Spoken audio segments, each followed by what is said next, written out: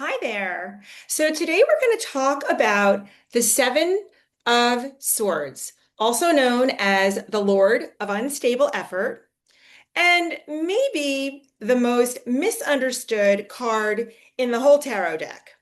So let's talk about this. And you know what? Let's just say it out loud. If the Seven of Swords shows up in a reading, you immediately think, oh my gosh, who's lying? Take a breath. This card is not here to ruin your day or expose your secrets or even call you a villain. Honestly, it's here to help you get smarter. So let's talk about what we're looking at in the card. So you're going to stay with me here. I got a whole point to make.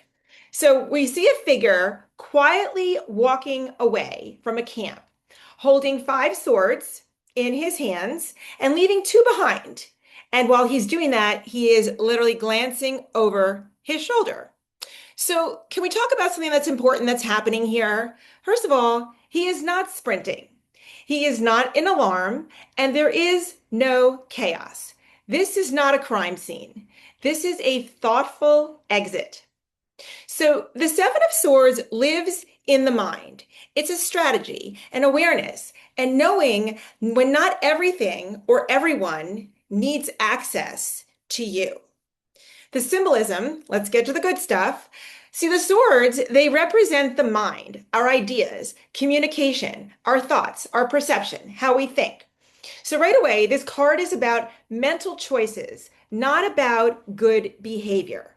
This isn't someone stole something, it's someone is choosing what to carry forward and what to leave behind. So the five swords, five is a number of tension and instability. So something about the situation isn't working here anymore. And yet, he leaves these two swords behind. This is a detail that people often miss. Those swords are upright. They are planted. They are intentional. He didn't forget them. He didn't drop them. He decided he didn't need them. And that's him using good judgment. That's wisdom. That's knowing that carrying everything is not the same as being prepared. So sometimes growth looks like traveling lighter. So let's talk about the color now because I love color and it tells you so much. So the yellow in the card, which is taking up a lot of the card, is clarity, intention, focus, and consciousness. This card is happening in broad daylight. Nothing is hidden from you.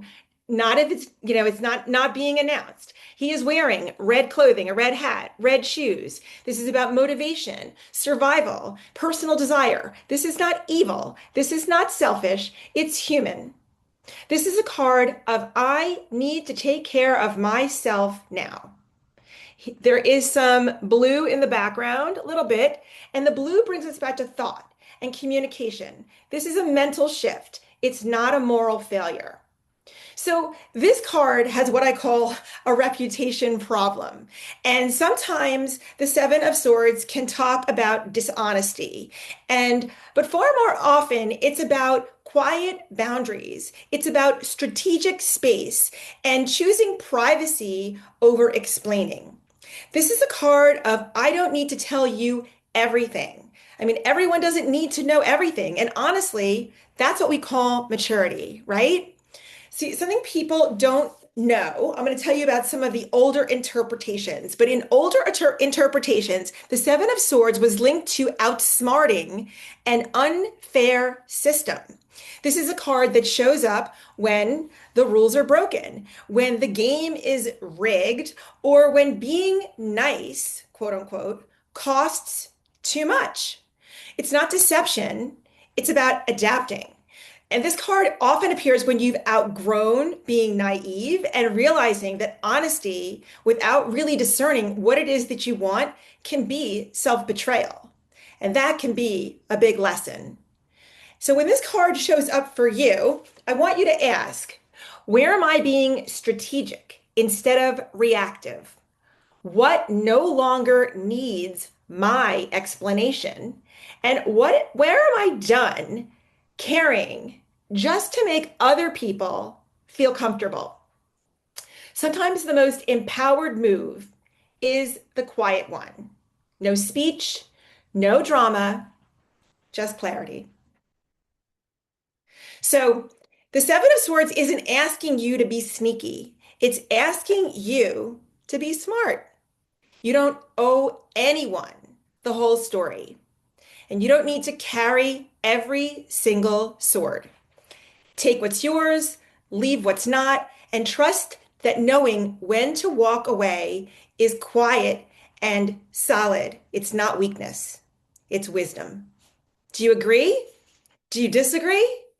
I would love to hear your comments. What do you think about the Seven of Swords? And how does it show up for you when you do readings? Please leave me a comment below. I promise I will write you back. And thank you for stopping by. I look forward to seeing you the next time.